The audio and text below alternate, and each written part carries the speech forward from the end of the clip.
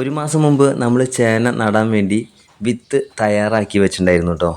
അതായത് നമ്മുടെ ചേനയുടെ കണ്ണെല്ലാം കുത്തിയിട്ട് ചേനകൾ വിത്തിന് ആവശ്യത്തിനുള്ള രീതിയിൽ പൂള് വെട്ടി മുറിച്ചിട്ട് ചാണകപ്പാലിൽ മുക്കിയിട്ട് നമ്മൾ വെയിലും മഴയും ഒന്നും കൊള്ളാത്ത ഒരു തണലുള്ള സ്ഥലത്ത് നമ്മളിതുപോലെ കമഴ്ത്തി വെച്ചു.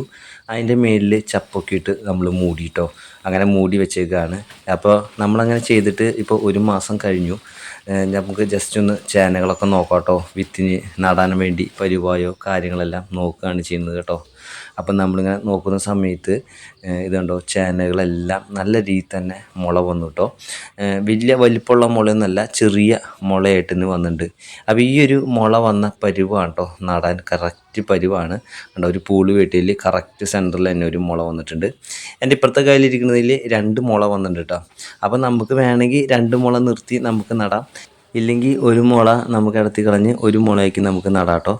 അങ്ങനെ ചാണകപ്പാലിൽ മുക്കി തയ്യാറാക്കിയിട്ടുള്ള എല്ലാ ചേന വിത്തുകളിലും നല്ല രീതിയിൽ തന്നെ മുള വന്നിട്ടുണ്ടോ. നമ്മുടെ അടുത്ത് എല്ലാത്തിലും നല്ല രീതിയിൽ ചെറിയ മുള തന്നെ വന്നിട്ടുണ്ട്. അപ്പോൾ ഇതാണ് കറക്റ്റ് പരുവാണ് കേട്ടോ. അപ്പോൾ നമുക്ക് ഇന്നലെ നമ്മുടെ അവിടെ നല്ല രീതിയിൽ വേനൽ മഴയും കാര്യങ്ങളെല്ലാം ലഭിച്ചിട്ടുണ്ട്. അപ്പോൾ നമ്മൾ കൈയോടെ തന്നെ നമ്മുടെ ചേന നടാൻ വേണ്ടി പോകാം കേട്ടോ.